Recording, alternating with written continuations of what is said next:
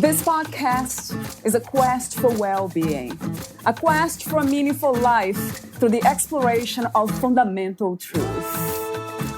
Enlightening ideas, insights on physical, mental, and spiritual health.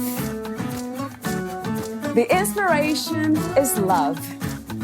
The aspiration is to awaken new ways of thinking that can lead us to a new way of being well. Welcome to Body, Mind, and Soul Healing Conversations.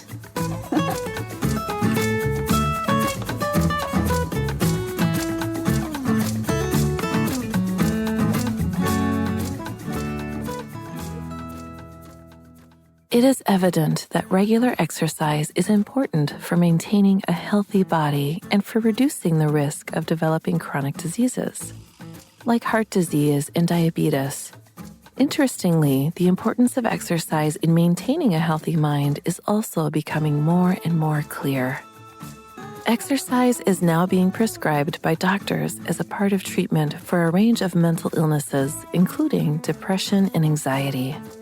While scientists do not fully understand how exercise can help improve our mood, we know enough about the positive benefits of exercise to suggest that everyone living with mental illness should have access to tailored exercise programs as part of their recovery.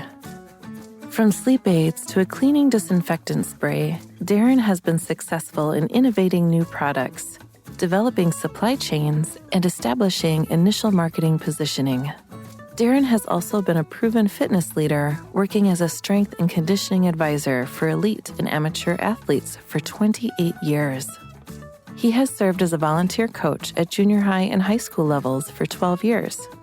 Drawing from his own experience, he has designed a number of fitness enhancement products, Lion's Fuel. Valeria Tellez interviews Darren Lopez. He is an entrepreneur, innovator, fitness leader, co-founder of Lion's Fuel, and speaker. Darren Lopez has a 23-year diverse entrepreneurial background in nutraceuticals, cosmeceuticals, and anti-aging wellness. Darren's specialty skill set and diverse experience have allowed him to help innovate new products, develop supply chains, and establish initial marketing position for groups and products that allowed them to grow from startup to millions in sales. He has also served as a strength and conditioning advisor for elite and amateur athletes for 28 years. Takes great pride in turning average amateur athletes into college level. Meet Darren Lopez at agelessgloballab.com. Here's the interview with Darren Lopez.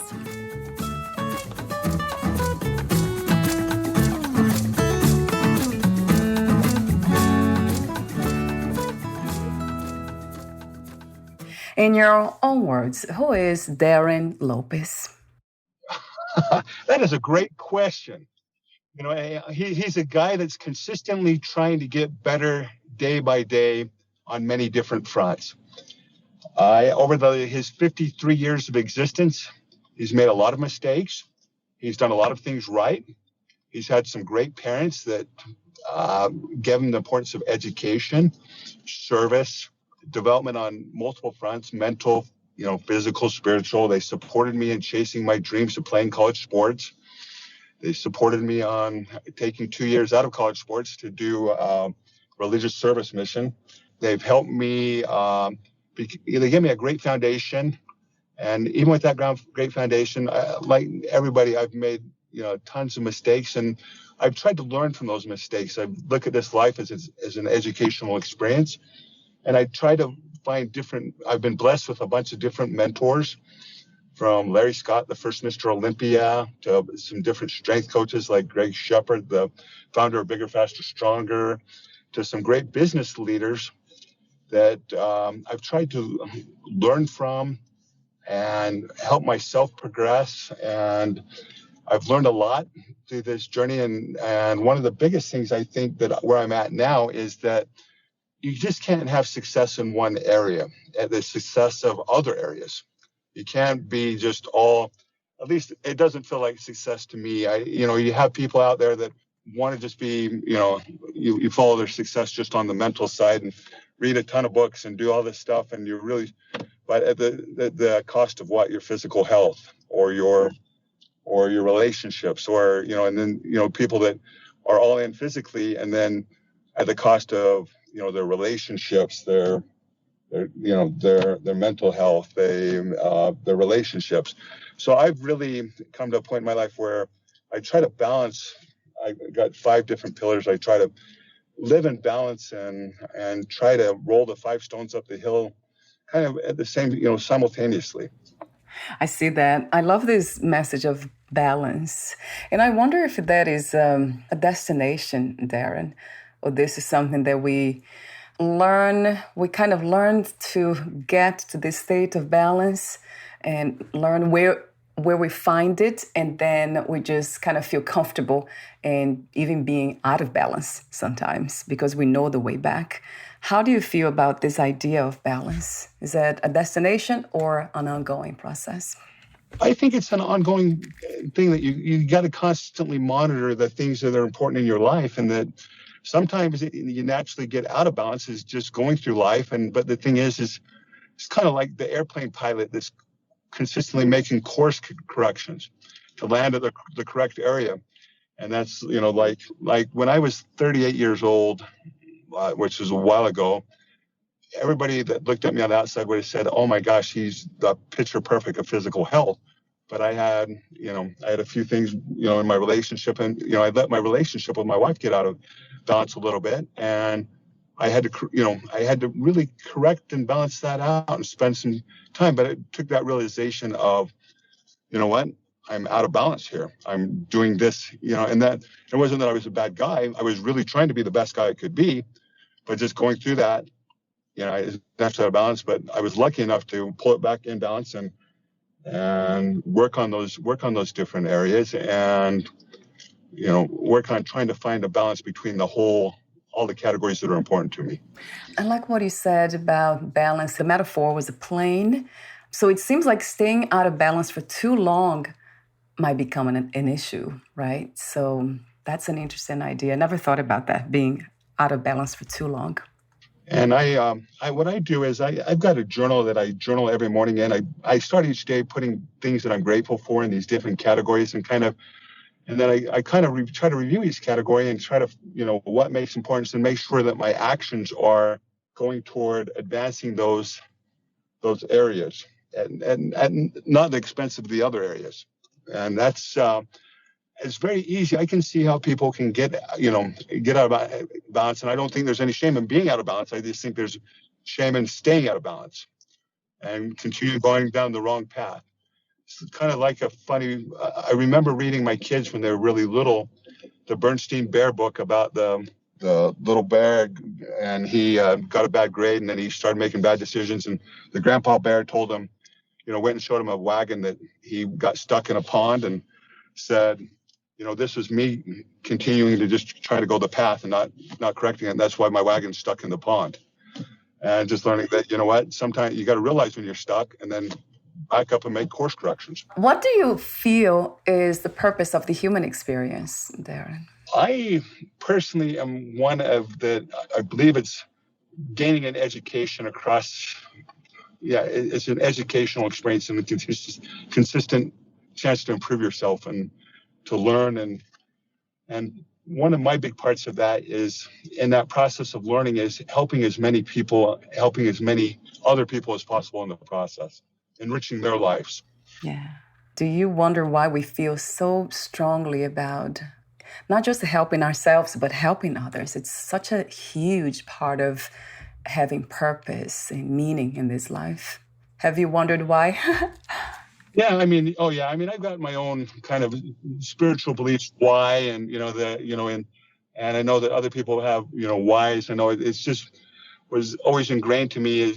I know that people can do it from feeling a responsibility to being a good citizen, or from their religion, or from their belief in their higher being, or whatever or force that they believe in. And I know my parents ingrained into me that you are not ever going to be a self-made person. and you also owe it to others to help them be better. And that's, and I remember when my youngest kid was going into sports, or my oldest kid was going to sports, my dad came to me and says, a lot of people invested time into you to become the good athlete you were. It's time that you pay it back. You need to be coaching these kids. And I went on and volunteered coached the high school, junior high level, the junior level for probably 20 plus years, on top of running multiple companies. And people have said, what, you're crazy. The thing is that, what, people invested in me. And I guess, with that from my parents and the upbringing, it's that just that inner feeling that I felt like I have to give back. And it's such a great feeling. At least I've experienced such a great feeling of helping, multiple kids get into college, multiple kids excel at sports that never thought they would. And, seeing that confidence grow. And it makes me think back, was I in a similar situation? What a beautiful thing. So we have different motivations to help others. And your motivation was, it's actually coming from your upbringing, your parents and their influence on you. What are your spiritual practices and belief systems? I am a big believer in a higher being, and I respect everybody else's belief in what they have the right to believe how they want to. And I believe, there's a loving heavenly being that is looking out for me, wants to see the best for me, has given me responsibilities with my wife and my kids, and blessed me to, and has also given me certain talents that I need to share and help others with and help others grow from.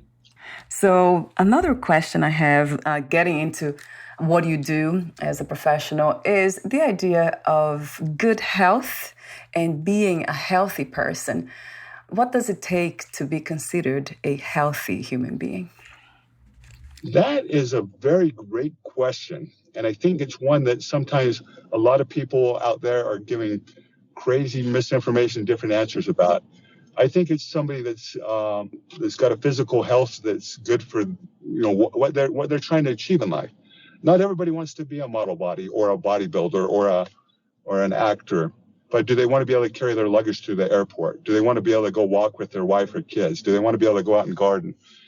Do they want to be able to live to be 80, 90 years old? Do they got good mental health? And, are they? And so I think it's a real good balance between physical and mental health, and not only what you look like on the outside, but what the inside and the blood work and the different things say. And right now I've been working a lot with our medical advisors. We're doing a lot of work in the nutrition and diet categories, and kind of trying to dispel some of the myths, because I think there's a lot of things out there that's got a lot of undue pressure on people, and a lot of just, you can't enjoy certain types of food, or you're just going to balloon up. You can't ever eat a carb again.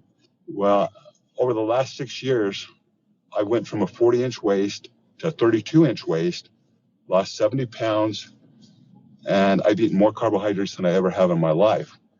More fruits, more vegetables, more different things. And the thing is that everybody's physical health is sometimes different. People respond to food differently.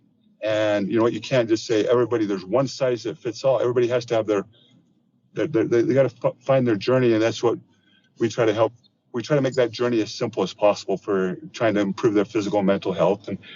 And we tell them, I don't know if you know who Dr. Life is, the guy that wrote The Life, that guy that started his journey really when he was 52. Now he's in his 70s, and he looks great. And but it's like a consistent journey, and we take the long-term approach and consistently just try to improve your health. We have 3 or 4 people right now we're trying to help lose weight that were close to 400 pounds, and last 6-7 months they've lost 60 pounds. We're like, that's awesome. They haven't had surgery. They've just followed some principles, and they're happy, and their mental health's improved, and they're. So it's taking responsibility, right, Darren? It's so important. Taking responsibility, and then just trying to create those habits and those actions that will help move you toward where you want to be. That course correction a little bit, and not feeling guilty because you have to course correct. You know what? You are where you're at, and that's fine. Accept it. And don't beat yourself up if you're not all the way back to where you want to be in 2 weeks or a month, or look at it as a longer term journey, and just consistently have joy in that journey. One of the things for me that's kind of very important is not to have too many restrictions around food. Of course, I have those restrictions naturally, but I wonder how some of us learn to do that without imposing a lot of stress and pressure to ourselves. Because I've seen that in my family members, even like trying to lose weight, and they become even more stressed than they were before. Although they are losing weight, but they don't seem happy. You just mentioned this. Yeah. Talk to me about that for a moment. You know what? I love what you just said there. I mean, and that's one of the biggest problems I think right now out there, and I think it's a kind of a stumbling block that's stopping people from losing weight. It's amazing that the statistics show that less than 10% of the people can lose 10% of their body weight and keep it off for over a year. And I think it's because of stuff like what you just said, that, whenever they put something in their mouth, they're looking at, oh man, who's looking? Is this good or bad? Or then you have somebody that's supposedly well-meaning saying, oh my gosh, you just ate that piece of bread? Yeah. Yes. Or you had that donut, and oh my gosh. Yeah. Don't you know how and the thing is you're sitting there going, okay, you know what? We've actually, I mean, I guess if you want to have on your gravestone, you know what? I didn't have any donuts for the last 30 years of my life. Yeah. Or I didn't have a piece of cake at my own wedding because I didn't want anybody to think I'm getting fat. I guess if that's your objective. Yeah. But, I also think food's one of those pleasures that, sometimes, and you don't overindulge, but can you have treats? Absolutely. Yeah. We've gotten more into that, and we've been doing a lot of study, me and our medical advisors on our team, about just how different food responds to different people. Right. And it's amazing. You can take two different people and you can monitor their blood sugar. You give one person a piece of white bread, and it spikes their blood sugar levels, and you give another person a piece of white bread, and their blood levels are stable. You switch it around with wheat bread, and it's just flip-flops the other way. And people are saying, oh, that's crazy. Well, we got the blood work to prove it. And it's just showing that people, you got to find and you got to experiment with what food. We always say you got to find food that makes you feel full, satisfied, and energized. Right. Because you need that fuel to propel you through the day. So it is very individual, very personal, right, Darren? This journey of finding what is healthy for us and what is our own definition of health anyway. You mentioned earlier carbs, that you are having more carbs these days, all kinds of carbs. Is there such a thing as healthy and unhealthy carbs that we should stay away from? Well, you know what? And I think that differs from person to person. And the only way you can really do that is to monitor your blood sugar levels and see how the food responds to you. And sometimes it changes over time. And without that, having they got some of those very affordable blood sugar monitors you can just stick on the back of your arms, and you can use it with your smartphone. But we even have a simpler metrics, is that does it make you feel full, satisfied, and energized? If it's not good for you, you'll feel energy and then crash.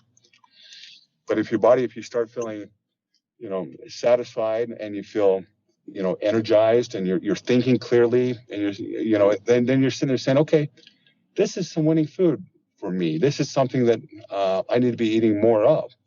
And then you start getting benchmarks of where you're at. It's like we tell people not to worry so much about their weight initially, but their waist size. We want your waist size to be under half your height. That's a very good tip. And so that we want people to focus on, being healthier, and that we find that's a better healthy, is that if you can get your waist size underneath half your height, that it's a really good sign that you're healthier.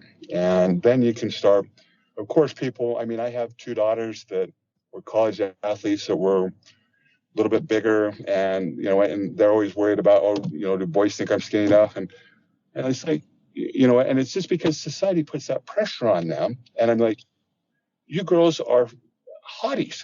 You guys are certifiable. You guys are gorgeous inside and out. And that's where I think that people really need to just look at themselves and say, you know what? I got a lot of value. I'm gorgeous inside and out. And you know what? I want to improve. And and I don't care what anybody else says outside of me. I'm just going to start making certain decisions that'll, and I might not get there as fast as somebody else, but it doesn't matter. I'll get there eventually. Oh my God. It's good to be your daughter. Your daughters. I see that. That's a wonderful. I count myself lucky to be their dad. It's, it's fun. It's my youngest daughter's actually on a religious service adventure in Chile for 18 months. She's got 3 months left. What an experience. Yeah. She put college soccer and college on hold. She already got an associate degree, but she wanted that balance. She wanted that experience of growing spiritually. And so we supported her and saying, you know what? And some people said, you know what, you're crazy. Have her get a degree, have her finish up her other degree, and she can she can get so far ahead. It's like, there's always a rush for people to, like my son right now in high school feels so much pressure to try to graduate with an associate degree. I'm like, you know what? You're a kid. Enjoy the journey, son. You're playing 3 sports. You're debating. You're on the National Honor Society. Relax. You don't need your associate's degree. There's time enough for college. Right. Enjoy the journey. Thank you so much for being you. We need to see more parents like you in this world, so we can also see a better human beings and just a better way of living. We got to change what's happening, especially now. So much conflicts within and out. So thank you so much for educating your kids the way you do. It sounds really wonderful to me. It really sounds like unconditional love. You're very open and you're there for them no matter what. And, I try to carry that same habits over into the business world too, in the senses, because it's crazy some of the pay differentials between CEOs and their staff. And I really I've made a conscious decision to have a small, even though we've got multiple companies, we try to have just the right amount of people, and we try to empower them and let them shine and let them progress. And we got an office manager that doesn't have a formal college education, but smarter than a lot of, and she's grown, and she's a dynamo, and she's just got so much to offer. But people that would judge, I guess you don't judge a book by just, its cover. When you work around her, you're sitting there saying, darn, this girl is a superstar, and she's consistently progressing. And anybody that would judge a book by just saying, oh, you know what, she doesn't have a bachelor's degree yet. That's beautiful to see you seeing the talent and the innate skills of women around you. I'm sure you do the same for men, which is a beautiful balance, not just to choose sides. Thank you for that too. Thank you. I really love you. I really love your philosophies. I'm just listening to the way you ask your questions and what you're saying, and I really like it. Your listeners are very lucky to have you have access to you. So talk to me for a moment about exercise and mental health and well-being. What's the connection? And all kinds of exercise affect our mental health, or some of them are more effective than others? I think it's somewhat still individualized. I mean, you got to find what exercise. I think just exercise is a great thing. It helps you. It gets you active. It keeps you younger, keeps you working. It keeps it helps your mobility. And we just don't work like the people of olden days. I mean, we're not out farming. We're not out doing certain chores.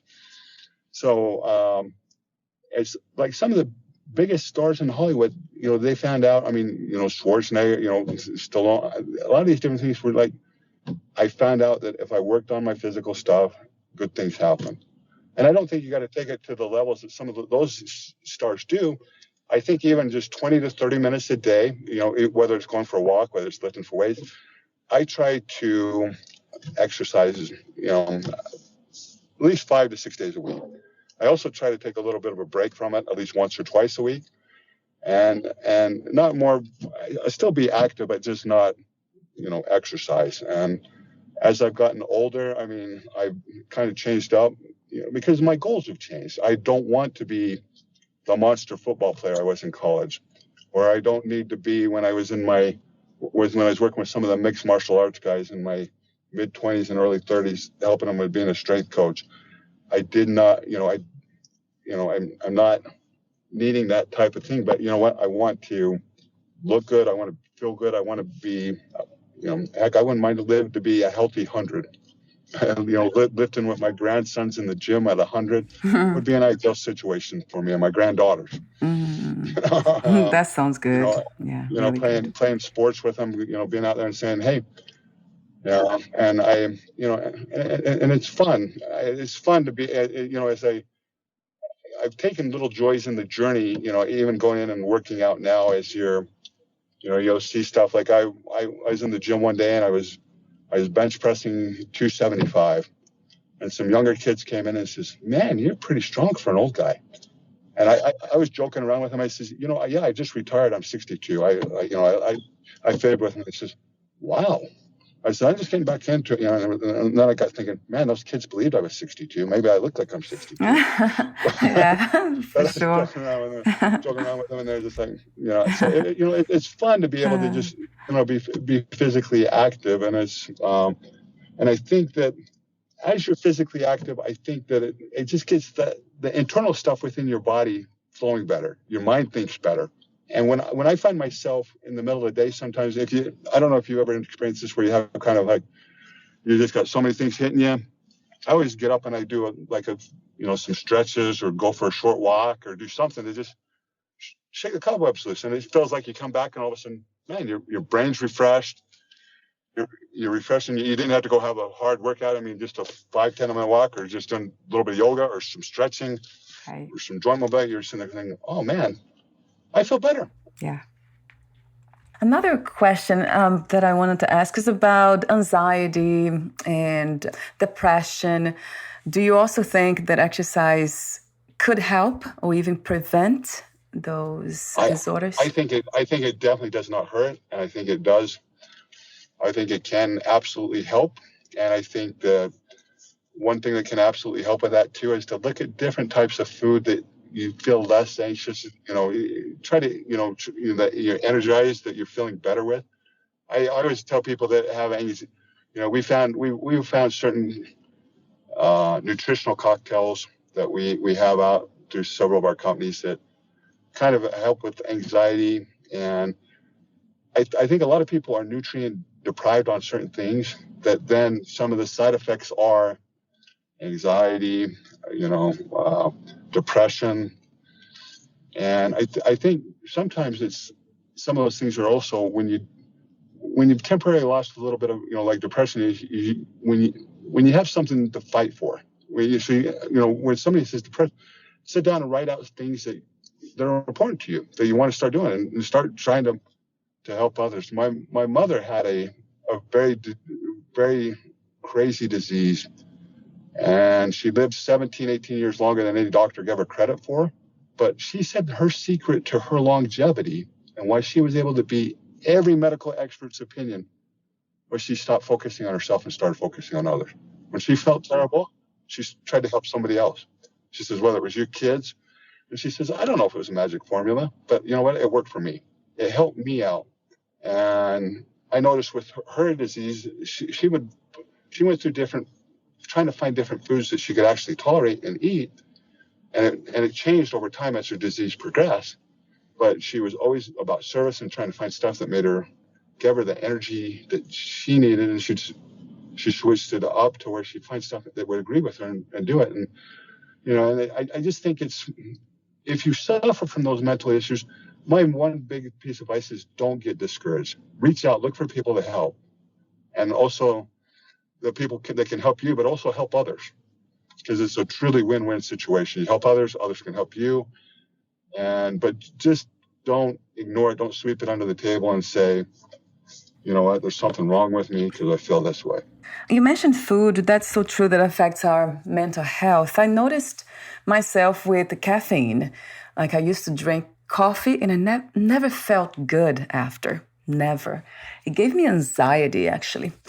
All of a sudden, I decided to stop, and then everything changed. That's so amazing how small that is.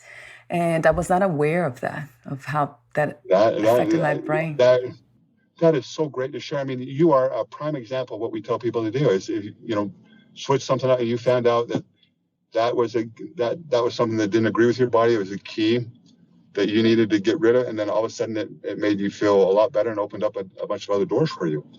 It's even like right now, we've launched a new sleep product through one of our other companies that is, we're amazed at how many people are not getting good quality sleep and how that affects mental health and how that affects so many health measures. That if you're not sleeping 7 hours a night, you're putting yourself at a health risk. And, you know, and early in my business career and stuff, they were always saying, oh, you know what, wimps sleep longer than 5 hours. You can get enough sleep when you're dead.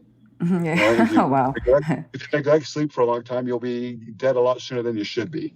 So, you know, and there's a thing about sleeping too much, but we're really trying to teach people about sleep balance and trying to get good quality of sleep for your mental and physical health. It goes back to balance, right, Darren? It always goes back to balance. How amazing. So talk to me for a moment about your services. Do you meet people in person, online, to help them? We do some of that. We actually send a lot of people to our medical advisors clinic.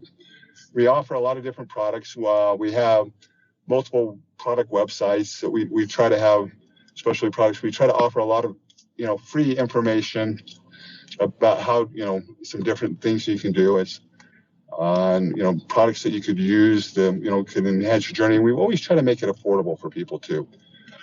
The best solutions in the world don't work if people can't afford to do them. And I always look at everything we offer to people. I want it to be something that I'd give my daughter, my mother, my grandmother, one of my elite athlete friends. I want to be able to, you know, have that integrity, that knowing that I'm enhancing and improving your life, instead of, you know, I'm not just trying to enrich myself by trying to convince you to spend money with me. And we truly want to help people. And early on in my business, you know, I did do a lot of consulting with people on their health and what, you know, some of the personalizing. We got a few select people. We've been doing some studies on, you know, sleep, and we've been doing some new things on. We've got a nasal spray that we're doing that helps with allergies. And, you know, it's funny is that if you keep your nose filter clean and you're breathing better, it's funny how that oxygen through your system makes people healthier. It's just, and so it's one of those products we're just introducing. So we've got a whole different, you know, we got a set of Lions Field products that are geared more towards some of the more competitive athletes or some of the people that want to push themselves. We've got what we call our Easy Slim 9 thing, that we have an intermittent fasting system that we tell people to start with to just eat within a 9-hour window. And, you know, restrict your eating only to not, you know, be moderate, be balanced in your eating, and then see how that improves your health, and then adjust from there. We've had good success. We have a Sleep 7, we call it, because our goal is we want people, we name the product Sleep 7 because it's simple. Our objective is to get people sleeping 7 hours a night. We don't want them to sleep 9 hours a night because we know that there's detrimental effects of sleeping too much. But 7 is that sweet spot. And we want you to dream. You want to dream, right? If you're not dreaming, you're not getting the REM sleep, is what we found. What a beautiful metaphor for life too, isn't it? We want to dream.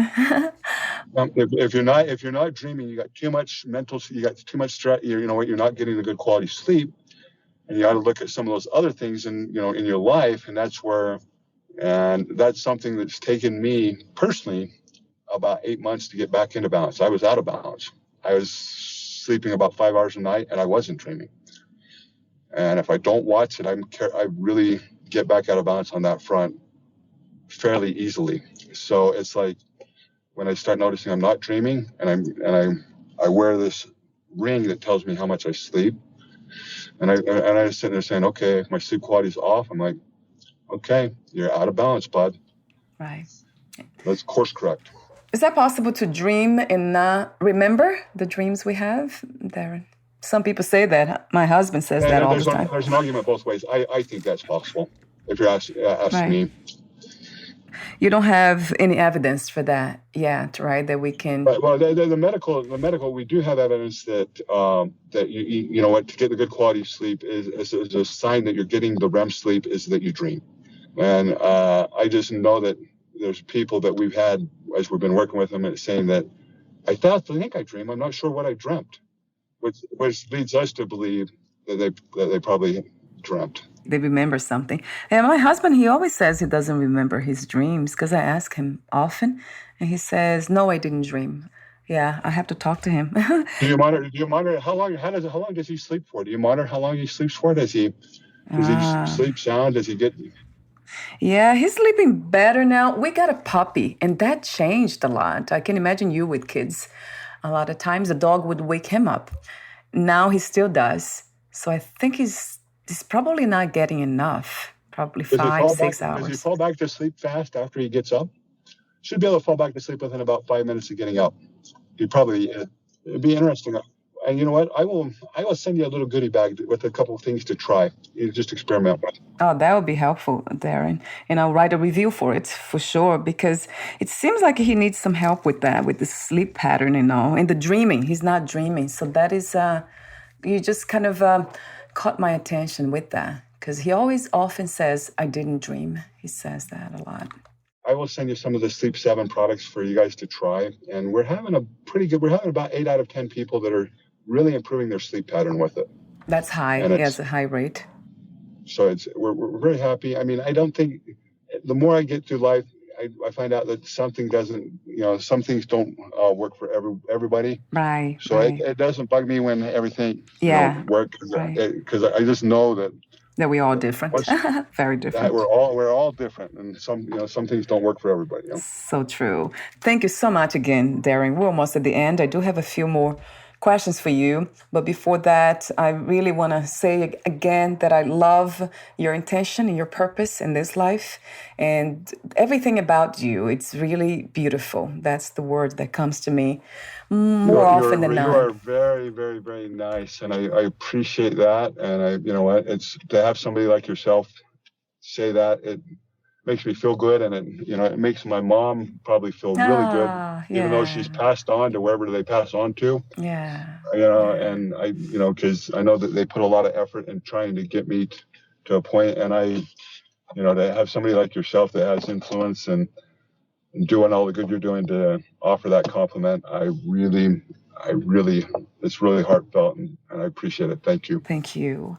And my ending questions, let me see. I'll ask you this one. What is success to you these days? How do you define success? I think it's continuing to just be hungry to continue to progress personally along my 5 little pillars, and not to stay in balance, and to kind of continue to meet those little objectives that I want for myself, and quickly fix things when I get out of whack, like on my sleep, or even as hard as I try to be a good husband, sometimes I don't be the best husband I can be, and I got to work on that, because I love my wife. I want to be with her forever and ever, and I want her to be happy. And so when that's out of whack, and it's a reality, you still got to make money in life, you still got to have financials, but could I make even more money than I do if I neglected all those other things? Potentially, but it's not worth it to me. To blow up those other things, or to put them at risk. And even by saying this, it's just incredibly important and honorable to you're aware of everything, and you acknowledge that, and you speak about it. It's just really incredibly enlightening. Thank you again for being you. We need more men like you expressing themselves, being authentic. And that's really, really beautiful. Yeah, again, I have to say it. Thank you. And I appreciate it. And my last question is, what 3 things you wish everyone to experience before they lose the body, before they die? That inner joy that you are achieving what you want to achieve, and that you feel that you're doing good things. Two, that you look back at what you've done, and you know what, you can actually smile and say, you know what, I did do a lot of good. It wasn't all perfect, but I did do a lot of good. And three, that you just smile and said, you know what, God, that was a lot of fun. Yeah, that I was a had a lot lot of of fun. fun, a lot of experiences, and it's Yeah. and that's those would be the three things that I'd want everybody, because it's, you can't take the money with you. I mean, I've had different times, you can't, what you can take is the experiences, the relationships, the knowledge to educate. I mean, at least that's my belief system, and what kind of motivates me, and I still want to make enough money to, because it's nice to be able to make enough money to be able to support the local high school teams, or to to be able to help the community, or to do good things, and to also just provide for your family, and to help your kids. But if you unbalance that so much that it puts those in the things, and you don't have a wife, and you don't have a family, and the different things. So Right. it's like what we've talked the whole time. It's finding that balance for you, and when you get out of balance, work to fix it. Yeah, knowing the way back. So true. Thank you so much again for sharing your lovely wisdom, timeless wisdom from my perspective, and your presence here today. Thank you so much again, Darren. And before we say goodbye, where can we find more information about you, your products, services, and future projects? You can go to a couple of our different websites. We've got 7houreasysleep.com. People can actually get a free sample there. You can also go to our lionsfuel.com. It's more of an athletic type program. And anybody that wants some weight loss information, go to easyslim9.com. Wonderful. I'll have those websites on your podcast profile too. Thank you so much, and we'll talk soon. Thank you so much. Thank you, Darren. Bye for now. Bye-bye.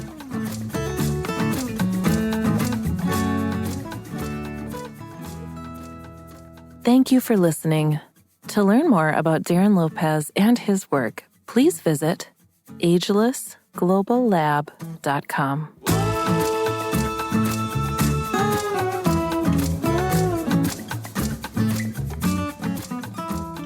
To learn more about this podcast, please visit fitforjoy.org/podcast. Thank you again for listening, and bye for now.